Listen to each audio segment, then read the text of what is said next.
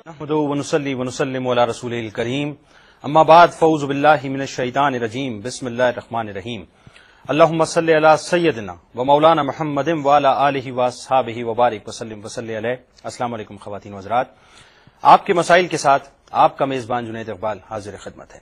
آج اس پروگرام میں ہم گفتگو کریں گے درود السلام کی فضیلت اور اس کی اہمیت پر. حضرت سفیان ثوری رحمۃ اللہ علیہ ایک مرتبہ طواف کعبہ فرما رہے تھے. انہوں نے دیکھا کہ ایک شخص طواف کرتے ہوئے تمام تسبیح و تحلیل کو بھلا کر صرف درود کی کثرت کر رہا ہے. انہوں نے اس سے یہ سوال کیا کہ کیا ماجرا ہے کہ تو کوئی بھی تسبیح نہیں پڑھتا لیکن درود کی کثرت تیرے منہ پر ہے؟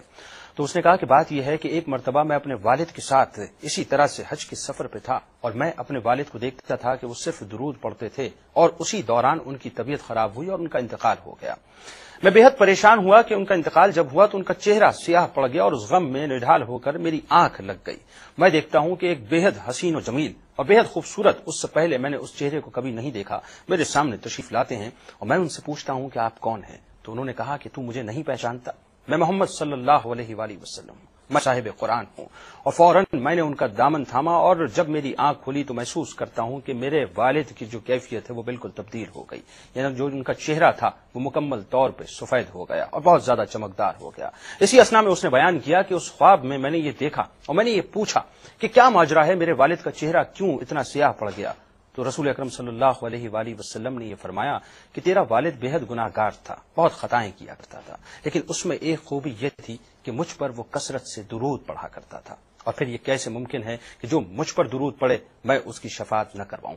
تو میں پہنچا صرف اس لیے کہ اس نے مجھ پر درود پڑھا تھا.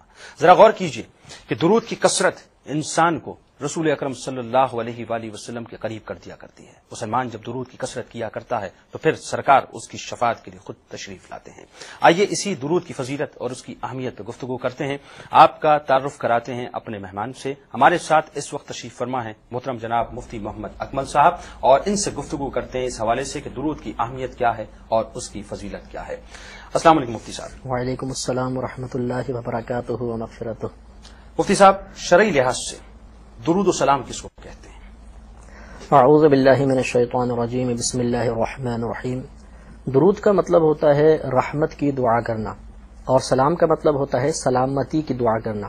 تو اب جو ہم یہ کہتے ہیں کہ نبی کریم صلی اللہ علیہ وسلم پر درود و سلام بھیجا جاتا ہے، اس کا مطلب یہ ہوگا کہ ہم نبی کریم صلی اللہ علیہ وسلم کے لیے رحمت اور سلامتی کی دعا کرتے ہیں. صحیح. مفتی صاحب، ایک عاقل بالغ مسلمان کے لیے شریعت کیا حکم دیتی ہے کہ اسے جو ہے وہ درود پڑھنے کا کیا حکم ہے؟ یہاں عاقل بالغ مسلمان مرد و عورت پر زندگی میں کم از کم ایک بار درود پاک پڑھنا فرض ہے، کیونکہ اللہ تبارک و تعالی نے ارشاد فرمایا ان اللہ و ملائکتہ یصلون علی النبی، کہ بے شک اللہ عز و جل اور اس کے فرشتے ان نبی کریم صلی اللہ علیہ وسلم پر درود بھیجتے ہیں. یا ایھا الذین آمنوا صلوا علیہ وسلموا تسلیما، اے ایمان والو تم بھی ان پر درود اور خوب سلام بھیجو. تو چونکہ اس میں امر ہے، حکم دیا گیا ہے، لہذا زندگی میں کم از کم ایک بار تو اس پر عمل پیرا ہونا فرض ہے. تو زندگی میں ایک بار درود پاک پڑھنا فرض ہے. اس کے بعد جب کبھی نبی کریم صلی اللہ علیہ وسلم کا ذکر انور کیا جائے یا آپ کا اسم گرامی ہمارے کانوں میں پہنچے تب درود پاک پڑھنا واجب ہوتا ہے. جیسے اذان میں ہم نام اقدس سنیں صلی اللہ علیہ وسلم تو درود پاک پڑھیں. اس کے علاوہ اگر کسی محفل کے اندر بیٹھے ہیں، کوئی جلسہ ہے، کوئی نعت کی محفل ہو رہی ہے اور بار بار تذکرہ سرکار صلی اللہ علیہ وسلم ہو رہا ہے، تو اس میں حکم یہ ہوتا ہے کہ پہلی مرتبہ نام اقدس سن کر درود پاک پڑھنا واجب ہے، اور اس کے بعد جتنی مرتبہ ذکر پاک ہوتا رہے گا درود پاک پڑھنا مستحب ہے، یعنی افضل ہے. تو واجب اور فرض کا ترک کرنا گناہ ہوتا ہے اور مستحب کا ترک کرنا یہ گناہ نہیں ہوتا لیکن فضیلت سے محرومی ہے. تو لہذا جب محفل کے اندر ذکر سرکار صلی اللہ علیہ وسلم سنیں گے تو اگر ہم نے بالکل بھی درود پاک نہیں پڑھا تو ترک واجب لازم آیا، گناہ گار ہوں گے.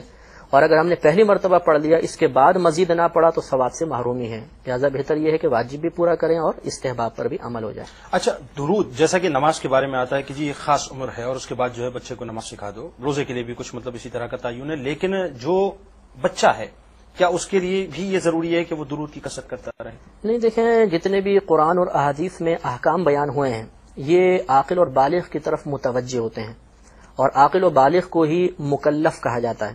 تو اللہ تبارک و تعالیٰ کے تمام احکامات کے مکلف چونکہ عاقل و بالغ ہیں لہذا بچے پر یہ احکامات مرتب نہیں ہوں گے. اگر بچہ پڑھے گا تو ثواب ضرور پائے گا لیکن ترک کر دے تو اس سے گنہگار نہیں ہوگا۔ اچھا، آپ نے ایک آیت مبارکہ کا یہاں پہ حوالہ دیا کہ ان اللہ و ملائکتہ یصلون علی النبی یا ایھا الذین آمنوا صلوا علیہ وسلموا تسلیما، تو اس میں اللہ تعالیٰ فرشتے اپنے محبوب پہ درود بھیجتے ہیں، اللہ تعالیٰ اپنے محبوب پہ درود بھیجتا ہے، فرشتے بھی بھیجتے ہیں، اور انسانوں کو بھی یہ حکم دیا جا رہا ہے، تو اس سے کیا مراد ہم لیں گے؟ یہ بہت پیارا آپ نے سوال کیا ہے۔ اس میں مسئلہ یہ ہوتا ہے کہ جب درود کی نسبت اللہ تبارک و تعالی کی جانب کی جائے، یعنی یوں کہا جائے کہ اللہ تعالیٰ درود بھیجتا ہے، تو اس کا مطلب ہوتا ہے رحمت نازل فرمانا۔ اور جب اس کی نسبت فرشتوں کی جانب کی جائے، یعنی ہم یوں کہیں کہ فرشتے درود بھیجتے ہیں، تو اس کا مطلب ہوتا ہے دعائے مغفرت کرنا۔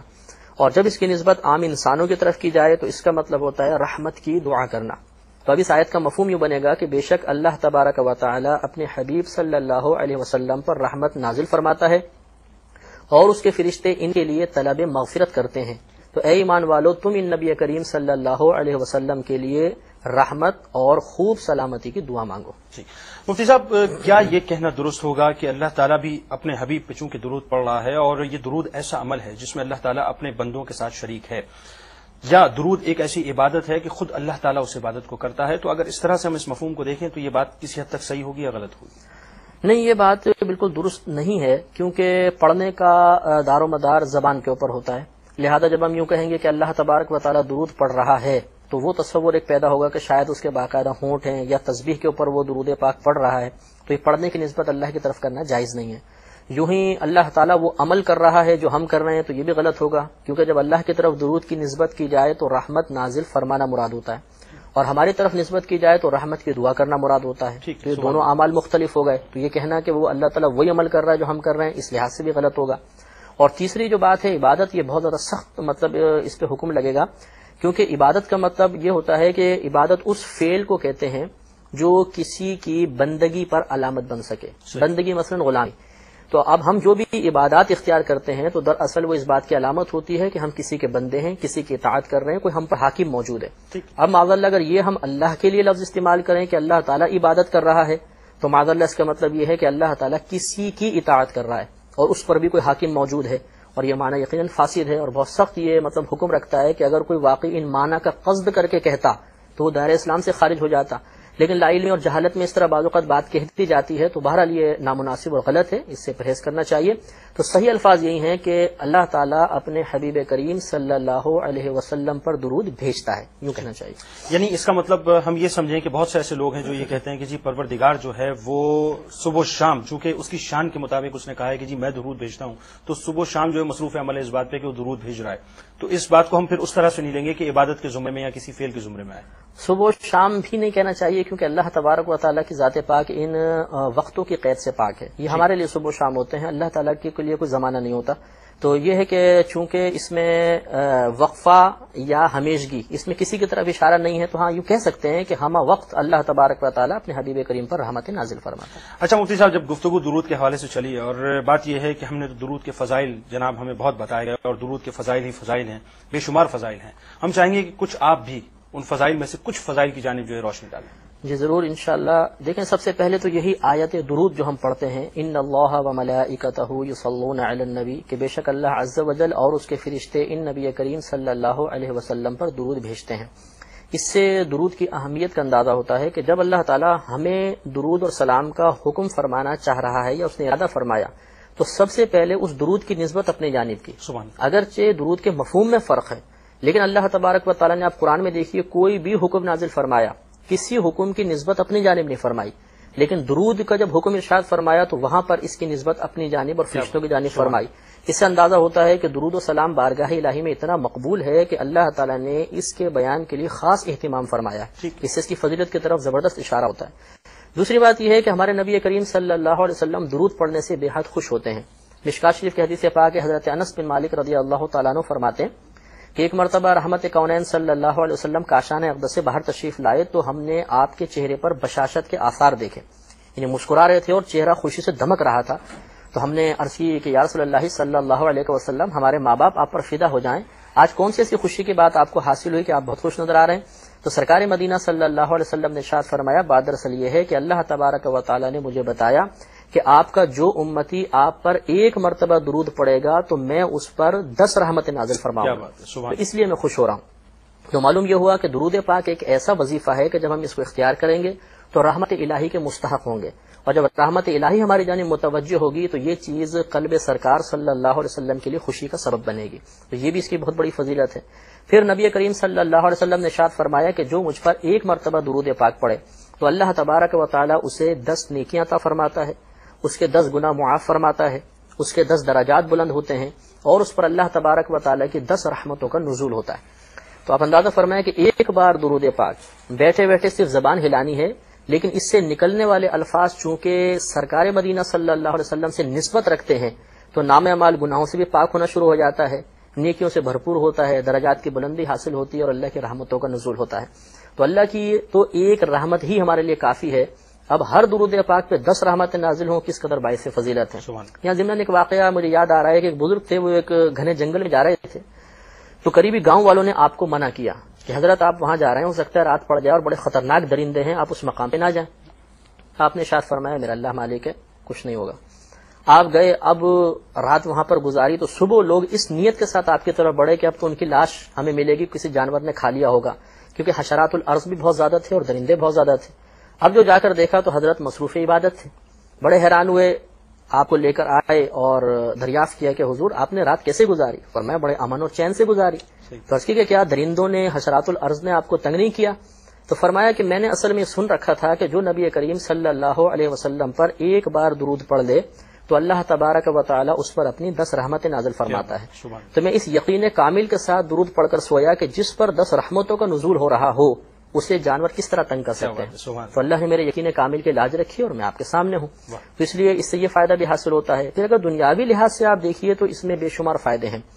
نبی کریم صلی اللہ علیہ وسلم ارشاد فرماتے ہیں کہ اگر تم کسی چیز کو بھول جاؤ، یاد نہیں آ رہی، تو تم مجھ پہ درود پاک پڑھو، انشاءاللہ وہ تمہیں یاد آ جائے گی۔ کیا بات، یعنی حافظہ مضبوط کرنے کے لیے، حافظہ مضبوط اور بھولی ہوئی شے یاد آ جاتی ہے۔ الحمدللہ یہ خود میرا بھی مجرب سمجھ لیجیے کہ طریقہ ہے، نسخہ ہے، بارہا کا تجربہ کیا ہوا ہے۔ گھر میں چیز رکھ کے بھول جاتے ہیں، کہاں رکھی تھی یاد نہیں آتا، درود پاک پڑھنا شروع کریں، ایسا محسوس ہوگا جیسے کان میں کسی نے آ کر کہہ دیا کہ وہ چیز فلاں مقام پر رکھی ہوئی، وہاں سے ہم جو ہے وہ مل جاتی ہے الحمدللہ۔ اسی طرح طالب علم حضرات جو ہمارا یہ پروگرام دیکھیں گے اور سن رہے ہیں، ان سے گزارش ہے کہ وہ جب امتحان گاہ میں پیپر حل کرنے کے لیے بیٹھیں تو اول و آخر، پیپر سے شروع میں بھی آخر میں بھی کم از کم 11 یا 12 مرتبہ درود پاک پڑھ لیں۔ انشاءاللہ جو چیزیں یاد کی ہوں گی وہ ذہن میں ضرور محفوظ ہو جائیں گی اور وہ یاد آنا شروع ہو جائیں گی، ورنہ بعض اوقات پریشر ہوتا ہے، پیپر مشکل ہوتا ہے تو وہ ذہن میں جو باتیں موجود ہیں وہ بھی نکل جاتی ہیں، تو درود پاک کی برکت سے انشاءاللہ یہ چیزیں بھی یاد آئیں گی۔ اس کے علاوہ درود پاک کی ایک بہترین فضیلت یہ ہے کہ یہ تنگ دستی دور کرنے کے لیے بہترین وظیفہ ہے۔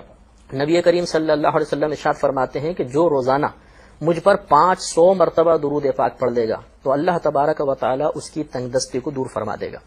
500 مرتبہ پڑھنے سے یہ برکت بھی حاصل ہوگی۔ ایک روایت میں نبی کریم صلی اللہ علیہ وسلم نے ارشاد فرمایا کہ جب بھی تم پر کوئی پریشانی آئے تم مجھ پر درود پاک کی کثرت کیا کرو تو اللہ تبارک و تعالی تمہاری پریشانی کو دور فرما دے گا۔ اور کثرت کی تعداد میں علماء کا اختلاف ہے، لیکن زیادہ بہترین قول 300 اور 313 کا ہے، یعنی کوئی دن میں اگر 300 درود پاک پڑھ لے یا 313 درود پاک پڑھے تو وہ کثرت سے درود پاک پڑھنے والوں میں شمار کیا جائے گا۔ ایک فضیلت یہ بھی ہے کہ میدان محشر میں جب ماں بیٹے کو چھوڑ جائے گی، باپ بچے پہ دست شفقت رکھنا پسند نہیں کرے گا، بیوی شوہر کے لیے، شوہر بیوی کے لیے اجنبی ہو جائے گا، وہاں رحمت کونین صلی اللہ علیہ وسلم درود پاک پڑھنے والے کو اپنے سینے سے لگائیں گے۔ چنانچہ ارشاد فرماتے ہیں کہ جس نے روزانہ مجھ پر 100 مرتبہ درود پاک پڑھا کل بروز قیامت میں اس کی شفاعت کروں گا۔ تو یہ وعدہ نبی کریم صلی اللہ علیہ وسلم کی طرف سے ہے، ہمیں کامل یقین رکھ کر کم از کم 100 بار درود پاک پڑھنا چاہیے۔ ایک روایت کے مطابق آپ ارشاد فرماتے ہیں کہ جس نے دن بھر میں مجھ پر 1000 مرتبہ درود پاک پڑھ لیا تو وہ اس وقت تک دنیا سے رخصت نہ ہوگا جب تک جنت میں اپنا مقام نہ دیکھ لے۔ تو شارحین فرماتے ہیں کہ یہ دراصل جنت میں دخول کی بشارت ہے، کیونکہ جنت میں مقام اسی کو دکھایا جائے گا جب اس کا مقام مختص ہوگا، اس کا مطلب ہے کہ وہ ضرور جنت کے اندر جائے گا۔ تو یہ درود پاک کی اس لحاظ سے بھی فضیلت ہے۔ اور ایک روایت اور عرض کر دیتا ہوں کہ ہمارے نبی کریم صلی اللہ علیہ وسلم ارشاد فرماتے ہیں کہ میں نے خواب میں دیکھا کہ میرا ایک امتی پل صراط پر آیا اور اسے پار کرنے لگا، اچانک اس کا قدم ڈگمگایا، قریب تھا کہ وہ جہنم میں گر جاتا کہ اچانک اس کا پڑھا ہوا وہ درود پاک جو اس نے دنیا میں مجھ پر محبت کے ساتھ پڑھا تھا وہ درود آیا، اس کا ہاتھ پکڑا اور اسے پل صراط پار کرا دیا۔ اور یہ ہماری گفتگو کئی پروگرامز میں ہو چکی ہے کہ نبی کا خواب وحی الہی کی ایک صورت ہے۔ تو اب ہمیں اس یقین کے ساتھ پڑھنا چاہیے اس تصور کو ذہن میں رکھ کر پڑھ لیں کہ ہو سکتا ہے وہ گرنے والا امتی میں ہوں، اور جو میں درود پاک پڑھ رہا ہوں یہ وہی درود پاک ہے جو بروز قیامت میرا ہاتھ پکڑ کے داخل جنت کر دے گا، تو انشاءاللہ بہت سوز بھی پیدا ہوگا اور ذوق و شوق مزید بڑھے گا۔ اور بلکہ وہ جبرائیل امی کے جملے جو ہیں وہ آخری یہاں پہ بات ختم ہو جاتی ہے کہ ہلاکت ہو اس شخص کی کہ جس کے سامنے آپ کا نام آئے اور آپ پہ درود نہ بھیجے۔ یہ فرمائیے مفتی صاحب کہ درود پاک کی افضلیت تو آپ نے خاصی بیان کی اور اس کی فضیلتیں خاصی بیان کی اور اس کے فضائل ہمارے سامنے آئے، روزانہ کون سا درود اور اس کی تعداد کے حوالے سے آپ نے فرمایا، تو کون سا درود جو ہے ہمیں پڑھنا چاہیے؟ ہمارے نبی کریم صلی اللہ علیہ وسلم نے درود کی ترغیب تو ارشاد فرمائی ہے، لیکن یہ بھی آپ کی رحمت کا ایک حصہ ہے کہ کوئی مخصوص صیغہ خاص نہیں کر دیا، کیونکہ ہو سکتا ہے کہ ایک صیغہ آپ کے لیے آسان ہو، میرے لیے مشکل ہو جائے، آپ کی کیفیت اس کو قبول کر لے، میری باطنی کیفیت اس کے مخالف ہو جائے، اس لیے مطلق رکھا گیا، تو کوئی بھی ہم صیغہ یوز کر سکتے ہیں، اور تعداد بھی ہمارے نبی کریم صلی اللہ علیہ وسلم نے کوئی مخصوص نہیں فرمائی ہے۔ لیکن حضرت ابی بن کعب رضی اللہ تعالی عنہ کی اگر حدیث پاک دیکھی جائے تو اس سے یہ خواہش سرکار صلی اللہ علیہ وسلم سامنے آتی ہے کہ آپ بہت زیادہ درود پاک پڑھنے کو پسند کرتے ہیں، جیسے کہ ایک مرتبہ ابی بن کعب رضی اللہ تعالیٰ عنہ بارگاہ رسالت میں حاضر ہوئے اور عرض گزار ہوئے کہ یا رسول اللہ صلی اللہ علیہ وسلم، میں جتنی دعائیں اور دیگر وظائف اختیار کرتا ہوں ان میں سے ایک حصہ آپ پہ درود پڑھتا ہوں اور 3 حصے میں دیگر وظائف کرتا ہوں، تو کیا میرا یہ عمل درست ہے؟ تو آپ نے فرمایا کہ ہے تو بہتر، لیکن اور زیادہ کرو تو تمہارے حق میں اچھا ہے۔ عرض کی کہ پھر میں ایسا کروں کہ آدھا حصہ درود پڑھ لیا کروں اور آدھا حصہ دیگر وظائف پڑھا کروں؟ فرمایا یہ بھی بہت اچھا ہے، لیکن اس سے زیادہ پڑھو تو تمہارے حق میں بہتر ہے۔ عرض کی پھر میں ایسا کرتا ہوں کہ 3 حصے درود پڑھتا ہوں اور 1 حصہ دیگر وظائف پڑھتا ہوں۔ فرمایا یہ بھی بہت اچھا ہے، لیکن اور زیادہ درود پاک پڑھو تو تمہارے حق میں بہتر ہے۔ تو عرض گزار ہوئے کہ یا رسول اللہ صلی اللہ علیہ وسلم، پھر ایسا نہ کروں کہ آپ کی ذات پاک پر درود پاک پڑھنا ہی وظیفہ بنا لوں؟ تو رحمت کونین صلی اللہ علیہ وسلم نے ارشاد فرمایا کہ اگر تم ایسا کرو گے تو یاد رکھو کہ اللہ تبارک و تعالیٰ تمہارے دنیا اور آخرت کے تمام کاموں کی کفالت فرمائے گا اور تمہارے تمام گناہوں کی بخشش کر دی جائے گی۔ تو اس سے معلوم ہوا کہ ہمارے نبی کریم صلی اللہ علیہ وسلم کی بھی خواہش مبارکہ ہے، آپ کی تمنا ہے، کیونکہ اس کی جو برکات ہمارے نبی کریم صلی اللہ علیہ وسلم پر منکشف ہوئیں وہ ہم اپنی ظاہری آنکھوں سے نہیں دیکھ سکتے، اور ہمارے نبی کریم نے ہمارے لیے بیان فرمایا کہ جو تم اپنے لیے پسند کرتے ہو وہی اپنے مسلمان بھائی کے لیے پسند کرو تو تمہارا ایمان کامل ہو جائے گا۔ تو جو رحمت برکتیں درود پاک کے ذریعے نبی کریم صلی اللہ علیہ وسلم پر نازل ہو رہی ہیں، آپ کی ہم سے بڑھ کر یہ خواہش مبارکہ ہے کہ میرے امتی بھی اس سے مستفیض ہو جائیں، لہٰذا خصوصاً آپ نے اس کی تلقین فرمائی، تو جتنا زیادہ پڑھ سکیں وہ بہت بہتر ہے۔ اچھا مفتی صاحب، یہ تو درود کی کثرت کی بات آئی، لیکن اسی سے ایک سوال اور اٹھتا ہے کہ عموماً ایسا ہوتا ہے کہ وظائف جو ہیں اس کی زیادتی کو جو ہے وہ منع کیا جاتا ہے، کیونکہ اس میں ہوتا یہ ہے کہ جب آپ بہت زیادہ زیادتی کر دیتے ہیں تو نقصان دہ آپ کے لیے ثابت ہوتی ہے، اور اس کے لیے یہ بھی کہا جاتا ہے کہ کوئی وظیفہ اگر پڑھیں آپ تو کسی بزرگ کی اجازت کی ضرورت ہوتی ہے۔ ایسا بھی ہوتا ہے کہ جمالی اور جلالی علم جو ہے وہ آپس میں عمل جو ہے وہ ٹکرایا کرتا ہے، جس کی وجہ سے نقصانات ہوتے ہیں۔ کیا درود پہ بھی یہ سارے فارمولے لاگو ہوتے ہیں؟ نہیں، یہ درود پاک پر نہیں ہوتے، یہ آیات کریمہ پر اور خاص اسماء الہیہ ایسے ہوتے ہیں کہ جو ذرا جلالی قسم کے ہوتے ہیں اور بغیر اجازت ان کو اختیار کرنا یہ نقصان کا باعث بھی بن جاتا ہے۔ لیکن درود پاک کے بارے میں اکابرین اسلام نے بیان فرمایا کہ اسے کتنی ہی کثیر تعداد میں پڑھا جائے کوئی سائیڈ افیکٹ نہیں ہوگا، کوئی منفی اثر مرتب نہیں ہوگا، اور یہ ایک ایسا وظیفہ ہے کہ اس کی براہ راست اجازت اللہ تبارک و تعالیٰ اور اس کے رسول کی جانب سے ہے، تو مزید کسی سے اجازت لینے کی ضرورت نہیں ہے۔ ہم ویسے بھی پڑھیں گے تو انشاءاللہ بہت باعث برکت ہے۔ لیکن یہاں ایک بات میں عرض کرتا ہوں جنید بھائی کہ جو بھی ہم درود پاک کی تعداد مقرر کریں وہ اتنی کریں جسے روزانہ آسانی کے ساتھ نبھا سکیں، کہ ایک دن ہم نے 1000 پڑھا، دوسرے دن پھر 500، تیسرے دن پھر چھوڑ ہی دیا، ایسا کریں گے تو یہ عمل سرکار کو محبوب نہیں ہے۔ چاہے قلیل مقدار میں ہو لیکن استقامت کے ساتھ ہو، یہ سرکار کو بہت پسند ہے۔ اور اس میں مطلب وجہ یہ علماء نے بیان کی ہے کہ جب آپ ایک مخصوص وقت میں مخصوص تعداد میں درود پاک پڑھیں گے تو رحمت کونین صلی اللہ علیہ وسلم کی بارگاہ میں ایک فرشتہ مقرر ہے جو آپ کا وہ درود پاک آپ اور آپ کے والد کے نام کے ساتھ پیش کرتا ہے کہ فلاں بن فلاں نے آپ کی خدمت میں درود و سلام کا نذرانہ پیش کیا ہے۔ تو جب وہ مخصوص وقت آتا ہے تو نبی کریم صلی اللہ علیہ وسلم روحانی اعتبار سے اس بندے کی طرف، اس امتی کی طرف مکمل طور پہ متوجہ ہو جاتے ہیں کہ اب اس کا درود و سلام آنے والا ہے اور اتنی مقدار میں آنے والا ہے۔ تو اس لیے کوشش کرنی چاہیے کہ جتنا بھی ہم وظیفہ اختیار کریں یا درود و سلام پڑھیں مستقل پڑھیں اور اتنی مقدار اختیار کریں جسے آسانی کے ساتھ روزانہ نبھا سکیں۔ یعنی مفتی صاحب آپ کی بات سے تو بڑا لطیف نقطہ یہ کھلا کہ رحمت للعالمین کہ جن کے لیے پروردگار نے کائنات کو خلق کیا، جب ہم جیسے گناہگار لوگ ان پہ درود بھیجتے ہیں تو باقاعدگی سے وہ انتظار فرماتے ہیں اس وقت اور اس کو ریسیو کیا جاتا ہے، یعنی اس سے بڑا آنر ہمارے لیے کیا ہوگا؟ میرا ذکر مجھ سے بہتر ہے کہ اس محفل میں۔ کیا بات ہے، سبحان اللہ۔ اچھا ایک بات یہ فرمائیے کہ درود شریف پڑھنے کے لیے کوئی خاص مقام، کیفیت یا حالت کی ضرورت ہوا کرتی ہے؟ دیکھیں، یہاں ایک شرعی اصول یاد رکھیے کہ قرآن پاک کا کوئی بھی ایسا حکم جس میں اللہ تبارک و تعالی نے کوئی کنڈیشن نہ لگائی ہو وہ مطلق کہلاتا ہے، اور یہ شرعی ضابطہ ہے کہ قرآن کا مطلق ہی رہے گا، یعنی بغیر شرط کے رہے گا. ہم اپنے پاس سے کوئی کنڈیشن، کوئی شرط کا اضافہ نہیں کر سکتے. تو اللہ تعالیٰ نے ہمیں فرمایا کہ میرے حبیب کریم صلی اللہ علیہ وسلم پر درود اور خوب سلام بھیجو. اب کس وقت بھیجو، کس حالت میں بھیجو؟ انفرادی طور پر، اجتماعی طور پہ، صبح، شام، نماز سے پہلے، نماز کے بعد، لیٹ کر، کھڑے ہو کر، بیٹھ کر، اس میں کوئی قید نہیں ہے. لہذا علماء کرام نے ارشاد فرمایا کہ اس میں کوئی خاص قید نہیں ہے. آپ صبح پڑھیں، شام کو پڑھیں، کھڑے ہو کر پڑھیں، بیٹھ کے پڑھیں، لیٹ کے پڑھیں، چلتے ہوئے پڑھیں، باوضو پڑھیں، بے وضو پڑھیں، ہر طریقے سے جائز ہے اور ہر طریقے سے اللہ تبارک و تعالیٰ کی رحمتوں کا نزول ہوگا. لیکن ہاں ایک احتیاط کر لیں کہ جب لیٹ کر پڑھیں تو فقہاء اسلام نے ارشاد فرمایا کہ پاؤں پھیلا کے پڑھنا کوئی بھی وظیفہ مکروہ ہوتا ہے. پاؤں سمیٹ لیں، یعنی گھٹنے کھڑے ہوں، اور چہرہ ڈھک کر نہ پڑھیں، چہرہ کھلا ہونا چاہیے. دوسرا یہ کہ اگر چلتے چلتے پڑھیں تو یہ کوشش کریں کہ گندی بدبودار جگہ پر کوئی بھی ذکر نہیں کرنا چاہیے کہ بے ادبی میں شمار ہوتا ہے.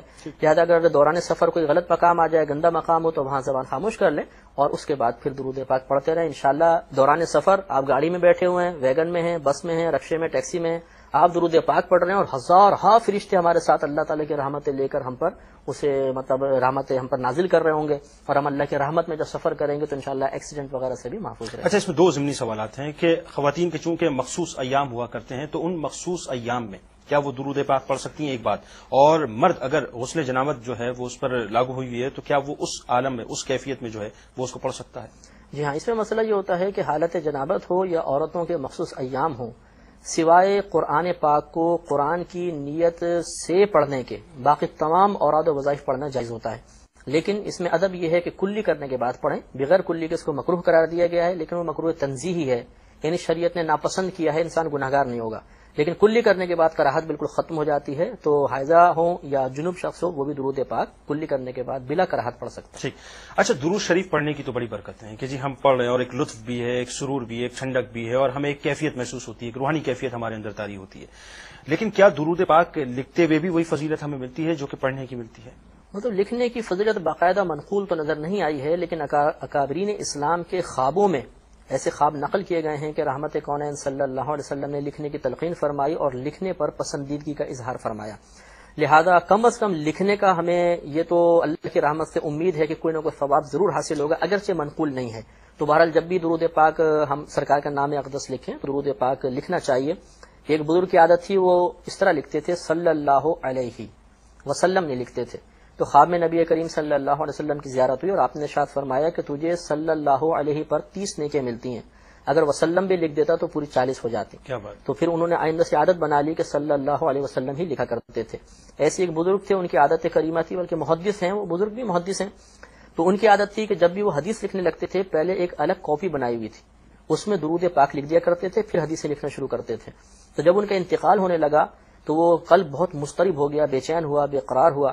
تو اچانک ان کے دروازے کے باہر سے ایک اور اللہ کے ولی گزرے، ان کی طرف دیکھ کے مسکرائے اور فرمایا کہ بابا تم پریشان کیوں ہوتے ہو؟ تمہاری وہ کاپی جس پر تم درود پاک لکھا کرتے تھے وہ بارگاہ رسالت میں پیش کی جا چکی ہے. اس لیے لکھنا باعث فضیلت ہے، لکھنا چاہیے. اچھا، لکھنے کے حوالے سے بات چلی تو عموماً ہم نے ایسا دیکھا ہے کہ خط و کتابت کرتے ہوئے یا دیگر خطاطی کرتے ہوئے جو ہے لوگ رسول اکرم صلی اللہ علیہ وآلہ وسلم کا جب نام آتا ہے اور درود جب لکھا جاتا ہے تو سواد سلم لکھ دیا کرتے ہیں. تو کیا یہ لکھنا درست ہے؟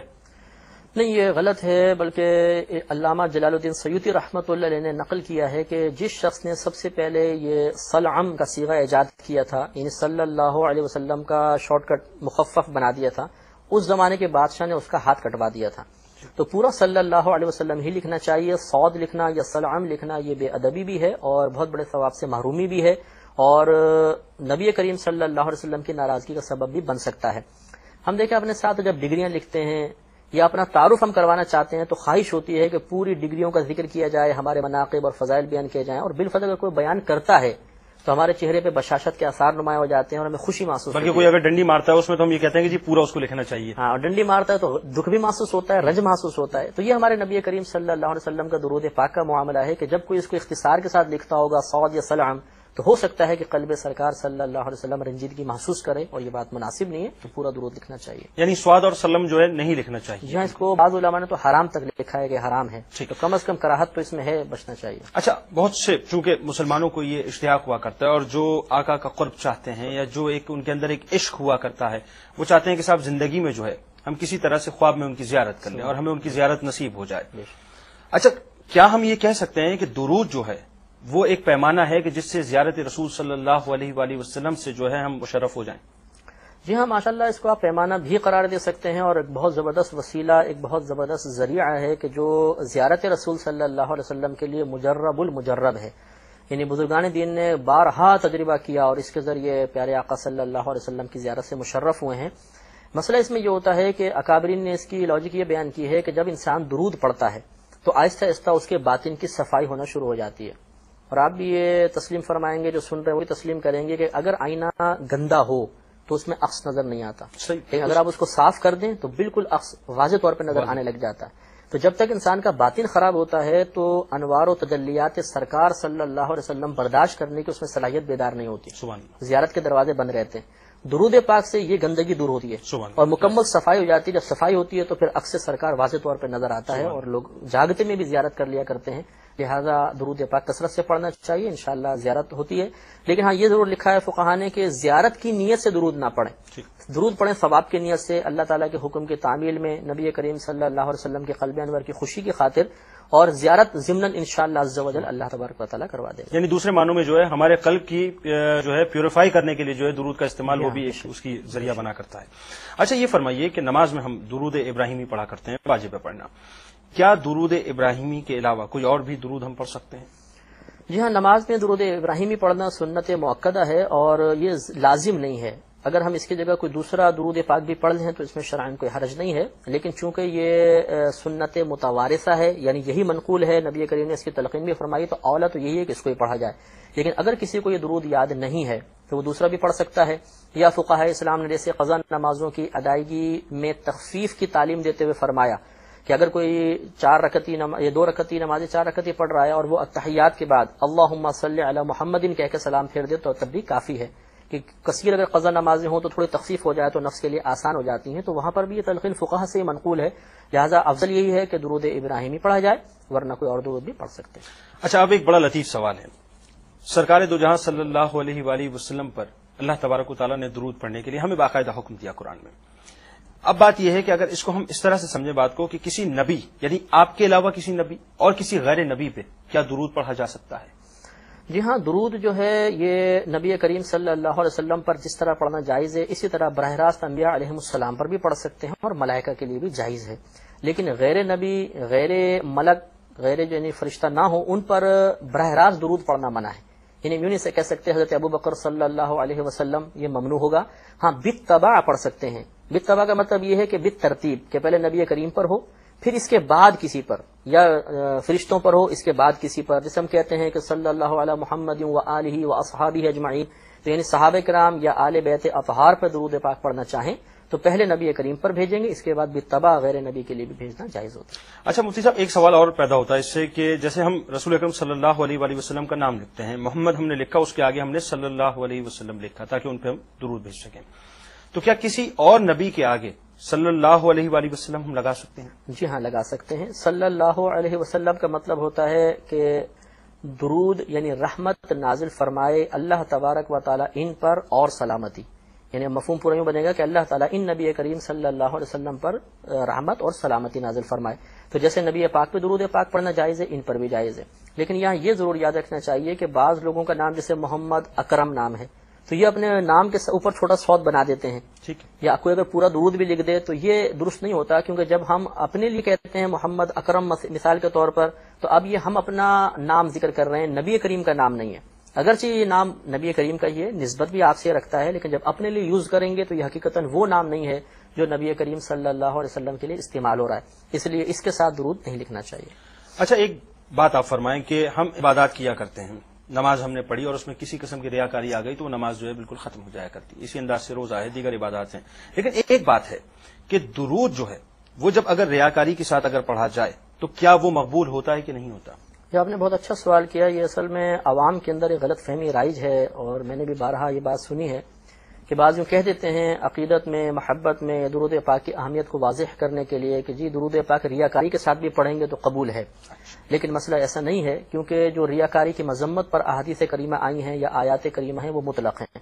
یعنی مطلق کا مطلب وہی ہے کہ کسی خاص عمل کا استثناء نہیں ہے، خاص عمل کو خارج نہیں کر دیا گیا، تمام اعمال پر وہ حکم مرتب ہوتا ہے.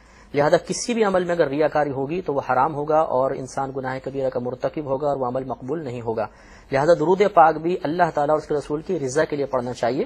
کسی کو دکھانے کے لیے پڑھنا، کسی کو سنانے کے لیے پڑھنا یہ مناسب نہیں ہے، اس پہ گناہ ملے گا. اچھا، ایک سوال عام لوگوں کے ذہنوں میں عموماً آپ نے دیکھا ہے کہ الصلاۃ والسلام علیک یا رسول اللہ ہماری زبانوں پہ رہتا ہے، تو ایک سوال خصوصی طور پہ لوگوں کے ذہنوں میں آتا ہے کہ کیا الصلاۃ والسلام علیک یا رسول اللہ کہنا جائز ہے کہ ناجائز ہے؟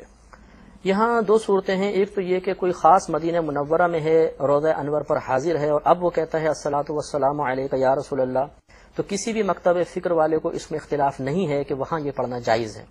ہاں دور مقام پہ اگر کوئی یوں کہتا ہے الصلاۃ والسلام علیک یا رسول اللہ، اس میں کچھ اختلاف پیدا ہو جاتا ہے، اور بعض اوقات یہ وسوسہ ذہن کے اندر آتا ہے کہ یا رسول اللہ کا مطلب تو ہوتا ہے اے اللہ کے رسول، اور اے تو وہ ہوگا جو قریب ہوگا. تو اب نبی کریم صلی اللہ علیہ وسلم تو مدینہ منورہ میں جلوہ افروز ہیں، تو یہاں سے ہم پکاریں وہاں وہ کیسے سنیں گے؟ تو یہ شبہ اکثر پیدا ہو جاتا ہے. اس کا ازالہ یہ ہے کہ ہم جب التحیات پڑھتے ہیں تو کہتے ہیں السلام علیکہ ایھا النبی، اے نبی آپ پر سلام. تو وہاں پر بھی یہی معاملہ ہے کہ نبی کریم صلی اللہ علیہ وسلم تو مدینہ منورہ میں ہے اور ہم اپنے گھر میں بیٹھ کے اگر بالفرض نماز پڑھ رہے ہیں تو 1000 میل کا فاصلہ ہے.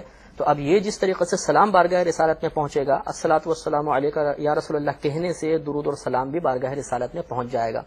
اور جس طرح بیک وقت پوری دنیا کے اندر کروڑوں مسلمان نماز پڑھ رہے ہیں اور سب السلام علیکہ ایھا النبی کہہ رہے ہیں، تو اللہ کی عطا سے اللہ کے نبی ان سب کے سلام کی جانب متوجہ بھی ہیں اور امید ہے کہ جواب بھی عنایت فرمائیں گے.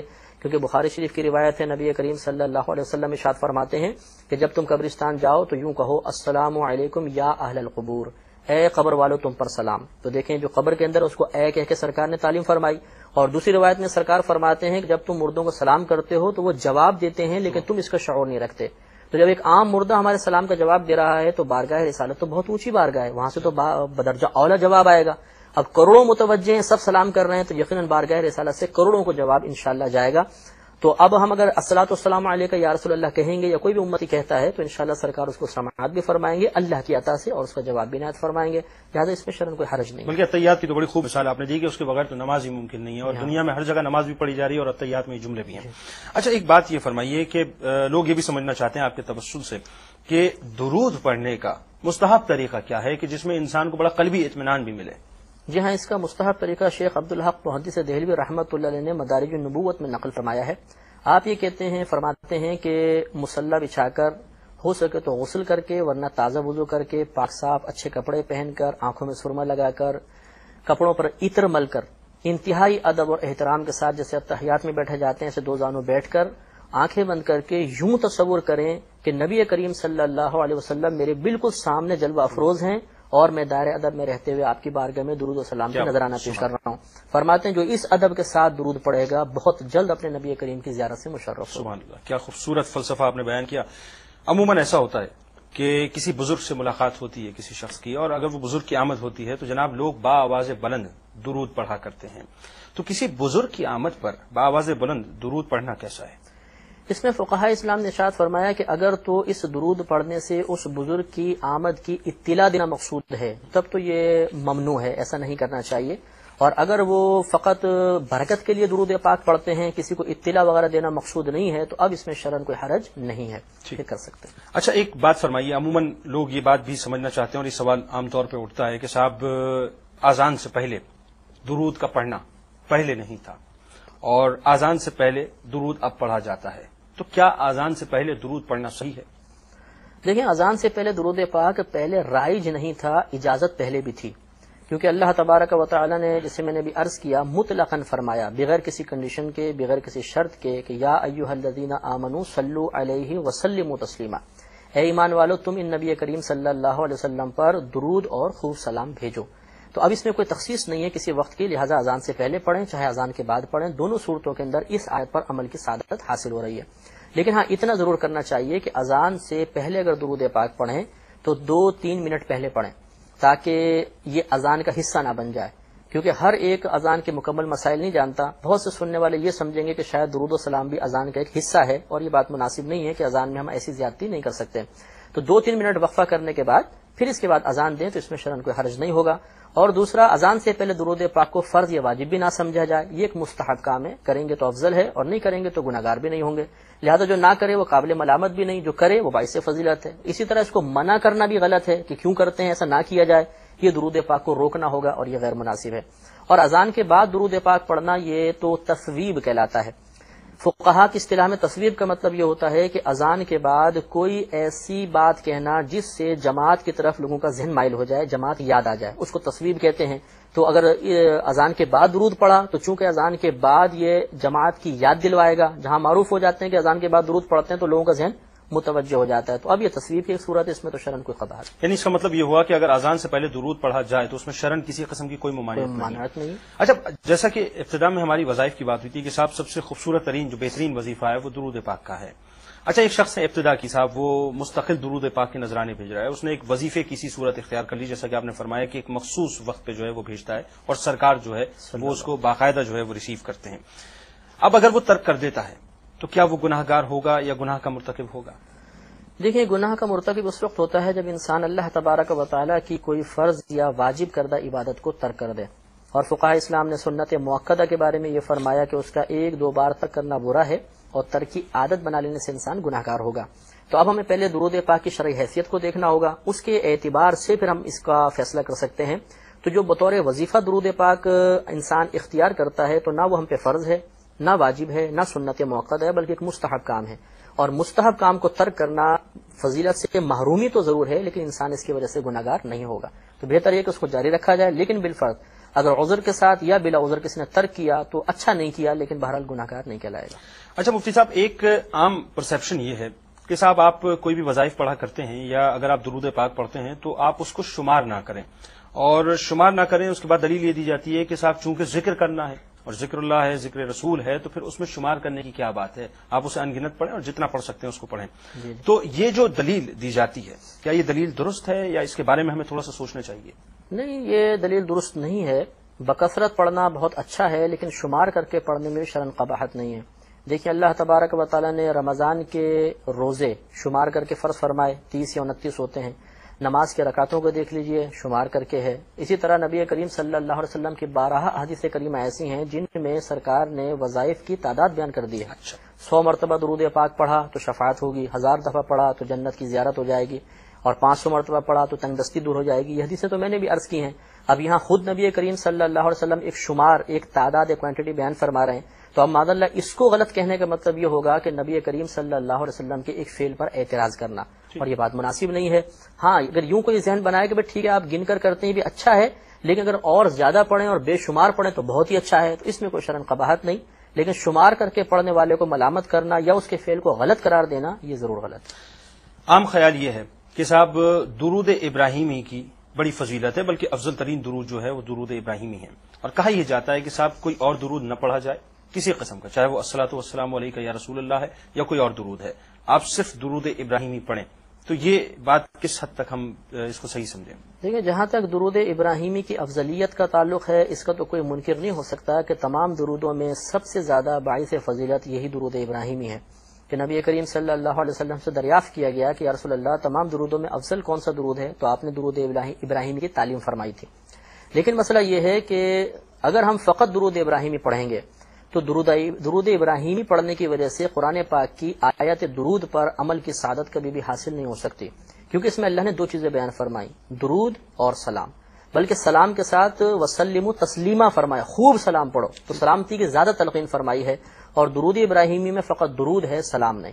تو بحیثیت فضیلت کے واقعی درود ابراہیمی کو فضیلت حاصل ہے، لیکن اگر ہم اس آیت پر عمل کرنا چاہتے ہیں تو ہمیں ایسا ہی صیغہ اختیار کرنا پڑے گا جس میں درود بھی ہو اور سلام بھی ہو. تو صلی اللہ علیہ وسلم ہو یا الصلاۃ والسلام علیک یا رسول اللہ ہو، ان دونوں میں درود بھی ہیں اور سلام بھی ہیں، تو ان کے پڑھنے میں حرج نہیں ہے.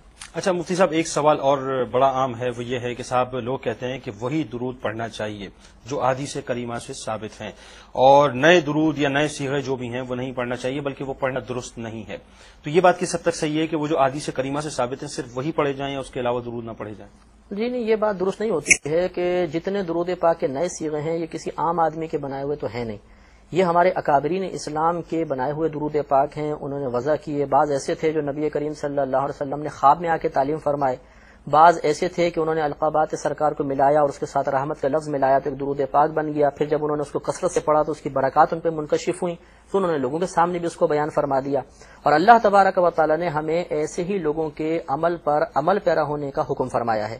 اللہ تعالیٰ فرماتا ہے اہدنا الصراط المستقیم صراط الذین انعمت علیہم، اے اللہ تو ہمیں سیدھا راستہ چلا، ان لوگوں کا راستہ جن پر تو نے اپنا انعام فرمایا. لہذا یہ جتنے اکابرین اسلام سے صیغے منقول ہیں ان سب کی بزرگی مسلم رہی ہے، کوئی اس کا انکار نہیں کرتا ہے. لہذا ان سے جو عمل منقول ہو کر آئے گا وہ خاص اس آیت کے تحت ہوگا کہ اس عمل کو اختیار کرنا دراصل اللہ کے انعام یافتہ بندوں کے عمل کو اختیار کرنا ہے، اور اس میں شرعاً کوئی حرج نہیں ہونا چاہیے. درود تاج مفتی صاحب بہت خوبصورت درود ہے، اور سرکار کی اس میں بہت سی صفات اور توصیف جو ہے بیان کی گئی ہیں، لیکن بہرحال سرکار کی صفات اور توصیف کا احاطہ کہاں ہو سکتا ہے.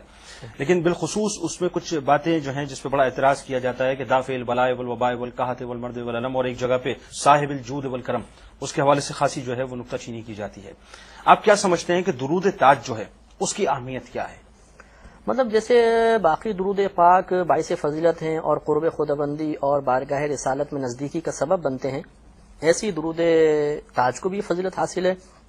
اب اگر اس میں کوئی ایسے الفاظ استعمال ہوئے ہیں کہ جن کے بارے میں شکوک و شبہات جنم لیتے ہیں، تو یہ یاد رکھیے کہ جب بھی کوئی نئی چیز ہمارے سے وجود میں آتی ہے تو اب یہ جائز ہے یا نہیں ہے، اس کا معیار قرآن اور حدیث ہے کہ ہم اس کو قرآن اور حدیث پر پیش کریں گے. اگر وہ نئی چیز قرآن و حدیث کے اصولوں سے نہ ٹکراتی ہو تو اس کا اختیار کرنا جائز ہے، ٹکراتی ہو تو اس کا اختیار کرنا حرام ہے، ممنوع ہے. تو جتنے اس میں القابات سرکار صلی اللہ علیہ وسلم بیان ہوئے، جیسے دافع البلاء والوباء والقحط والمرض والالم، یہ تمام کے تمام احادیث کریمہ سے ثابت ہیں. تو ہمارے سرکار جب پیدا ہوئے قریش سخت قحط کے اندر مبتلا تھے. روایت کے اندر موجود ہے، تاریخ کی کتابیں اٹھا کے پڑھ لیجئے، جس وقت سرکار کی ولادت ہوئی وہ قحط دور ہو گیا، اور اتنی فصل ہوئی کہ لوگ حیران رہ گئے کہ جانور چربی سے پھٹنے کے قریب ہو گئے تھے. تو سرکار کے تو پیدائش کے ساتھ ہی قحط دور ہو گئے تھے. اور پھر بارہا ثابت ہے، بخاری شریف کی حدیث پاک ہے، سرکار خطبے کے لیے ممبر پہ جلوہ افروز ہوئے، ایک اعرابی کھڑے ہو گئے، یا رسول اللہ صلی اللہ علیہ وسلم قحط کی وجہ سے مویشی ہلاک ہو گئے، فصلیں برباد ہو گئی، آپ دعا فرمائیں کہ اللہ تبارک و تعالی ہماری مشکل کو دور کر دے. تو رحمت کونین صلی اللہ علیہ وسلم سے یہ منقول نہیں کہ آپ نے کہا ہو کہ اے صحابی اللہ تبارک و تعالی سنتا ہے، تمہاری طرف متوجہ بھی ہے، براہ راست اللہ کی بارگاہ میں دعا کر لو. نہیں، یہ سرکار کی ہی تعلیم تھی کہ ہاں دیتا اللہ تعالیٰ ہی ہے، لیکن اگر وسیلہ نبی کو بناؤ گے تو جلدی تمہیں حاصل ہو جائے گا. سرکار نے بارگاہ الہی میں ہاتھ اٹھائے، بارش کے لیے دعا کی. راوی کہتے ہیں بھی ہاتھ نیچے نہیں آنے پائے تھے کہ موسلادھار بارش شروع ہو گئی، اور ہم نے اسی بارش میں نماز ادا کی، اور جب ہم گھر کی طرف روانہ ہوئے تو گھٹنے پانی ہو چکا تھا. فرماتے ہیں پورا ہفتہ بارش ہوتی رہی. اگلے جمعے پھر سرکار ممبر پہ جلوہ افروز ہوئے، وہی اعرابی پھر کھڑے ہو گئے، یا رسول اللہ ہمارے جو مویشی بچے ہوئے تھے وہ بھی ہلاک ہو گئے، وہ بہہ گئے سارے، اور ہمارے گھر ٹوٹ گئے، فصلیں جو بچی ہوئی تھی وہ بھی گئی. اتنی موسلادھار بارش سرکار مسکرا دیے، اور آپ نے اللہ کی بارگاہ میں ہاتھ اٹھائے، دعا کی یا رب کریم مدینے کے اطراف میں برسا، مدینے میں نہ برسا. اس کے بعد راوی کہتے ہیں سرکار ہاتھ اٹھاتے تھے، جہاں آپ کی انگلی مبارک جاتی تھی بادل ہٹ کے مدینے سے باہر چلا جاتا تھا، اور ہم نے اپنی آنکھوں سے دیکھا کہ مدینے کے اطراف میں بارش ہو رہی تھی اور مدینے میں ایک قطرہ بھی نہیں برس رہا تھا. اب یہ دیکھیے کہ یہ سرکار ایک مصیبت کے دور کرنے کا وسیلہ بنے ہیں، انہی چیز کو الفاظ میں ڈھال لیا ہے.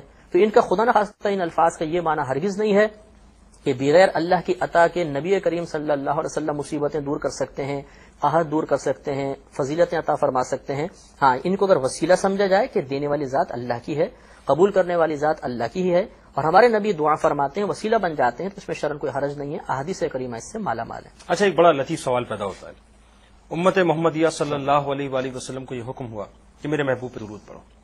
کیا کم و بیش 1,24,000 پیغمبروں کو یہ حکم ہوا، یا ان کی امتیوں کو یہ حکم ہوا کہ میرے محبوب پہ درود پڑھو؟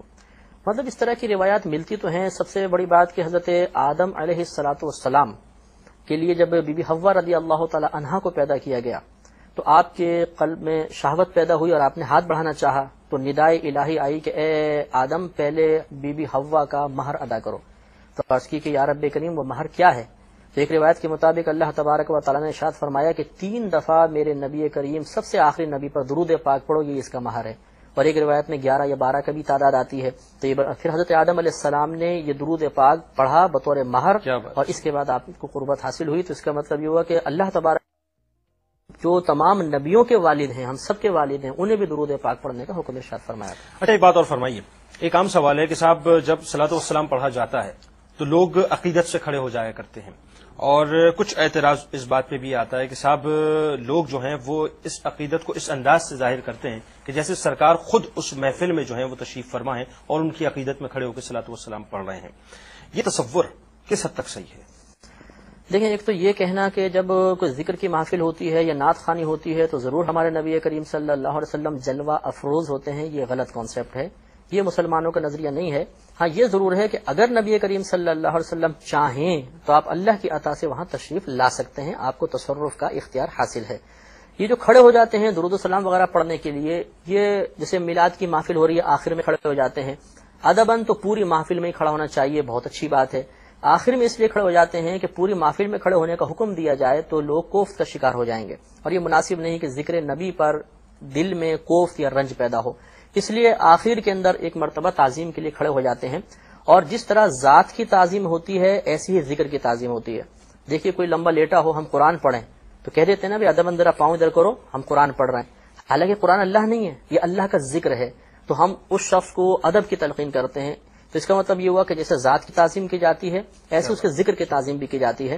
تو تعظیم ذکر مصطفیٰ صلی اللہ علیہ وسلم کی نیت سے اگر کھڑے ہوں گے تو یہ باعث برکت ہے، اس میں شرن کوئی حرج نہیں ہونا چاہیے. اچھا اسی سے ریلیٹڈ ایک اور سوال ہے کہ درود و سلام کی محفل ہے اور تصور یہ کیا جائے کہ سرکار تشریف لائیں گے اور ان کے لیے باقاعدہ ایک منچ بنا دیا جائے، ایک کرسی رکھ دی جائے، تو اس حوالے سے شرع کیا کہتی ہے؟ مطلب یہ میں نے تو آج تک اپنی زندگی میں ایسی کوئی بھی محفل نہیں دیکھی کہ جس میں باقاعدہ کرسی رکھ دی گئی ہو اور یہ کہا گیا ہو کہ اب دیکھیں سرکار تشریف لائیں گے اس پہ بیٹھ جائیں گے. یہ غالباً غلط فہمیاں ہیں، اور ان غلط فہمیوں کو بنیاد بنا کر بغیر تحقیق کے بعض اوقات زبان اعتراض دراز کر دی جاتی ہے. ایسا کسی کے ساتھ بھی نہیں ہے، اور اگر بالفرض کوئی ایسا کرتا بھی ہے تو اسے نہیں کرنا چاہیے کہ لوگ دیکھیں گے تو بدگمانی کا شکار ہوں گے یا زبان اعتراض دراز کرنے کا اس کو موقع ملے گا. تو ایسا مسلمانوں کا نظریہ نہیں ہے. جیسے میں نے بتایا کہ ہاں اگر نبی کریم صلی اللہ علیہ وسلم چاہیں تو اللہ کی عطا سے جہاں چاہے آپ تشریف لے جا سکتے ہیں، آپ کو تصرف کا اختیار حاصل ہے. اس پر دلائل موجود ہیں، لیکن چونکہ ہمارا ابھی قلت وقت بھی ہے اور ہمارا یہ موضوع نہیں ہے تو پھر انشاءاللہ کسی وقت عرض کریں گے. باقی سرکار کو تصرف کا اختیار ہے. تو اگر کوئی یہ ذہن رکھے کہ ہم نعتیہ محفل کر رہے ہیں، ہو سکتا ہے نبی کریم تشریف لائیں، تو ہو سکتا ہے تک بالکل درست ہے. اور یہ کہنا کہ ضرور تشریف لائیں گے اور کرسی رکھ دی جائے اس پر بیٹھیں گے سرکار، تو یہ غیر مناسب بات ہے، ایسا لازم نہیں ہوتا.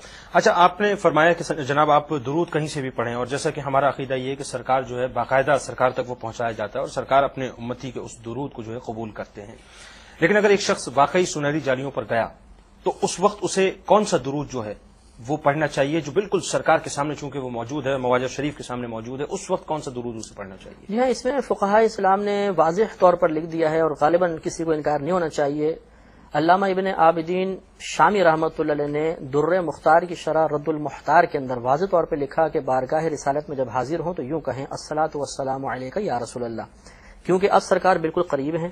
اور اس میں کسی کو انکار نہیں ہے کہ بالفرض اگر کسی کو جسمانیت کا انکار ہو کہ جسمانی لحاظ سے آپ حیات ہیں، بالفرض کو انکار کرے تو روحانی اعتبار سے زندگی کا تو کوئی انکار کر ہی نہیں سکتا. اس لیے قبر انور کے اندر نبی کریم صلی اللہ علیہ وسلم ہمارے نزدیک تو روحانی اور جسمانی دونوں طرح سماعت فرماتے ہیں، لیکن اگر کوئی یہ کہتا ہے روحانی طور پہ بھی سماعت فرماتے ہیں تو اسے بھی اس پر انکار نہیں ہے کہ وہاں پر کھڑے ہو کر چونکہ سرکار سامنے موجود ہیں اور ہمیں خطاب والا صیغہ استعمال کرنا چاہیے، اس لیے الصلاۃ والسلام علیک یا رسول اللہ کہنا ہی سب سے بہتر ہے. اور فرض کیجئے کہ اگر وہی شخص طواف کعبہ کر رہا ہو اور وہ یہ سوچتا ہو کہ صاحب میں کسی تسبیح اور تحلیل جو ہے اس سے بہتر یہ سمجھتا ہوں کہ میں درود پاک کی کثرت کروں، تو کیا طواف کعبہ کرتے وقت وہ اپنی نسبت یہ رکھے کہ میں صرف درود پاک کی کثرت رکھوں تو وہ کیسا؟ جی ہاں، یہ اکابرین اسلام سے منقول ہے. شیخ عبدالحق محدث دہلوی رحمۃ اللہ علیہ جب حج کے لیے تشریف لے جانے لگے تو ان کے والد نے خاص طور پہ تلقین کی تھی کہ بیٹا وہاں پر جائیں تو ہر قدم پہ نبی کریم صلی اللہ علیہ وسلم پہ درود پڑھنا.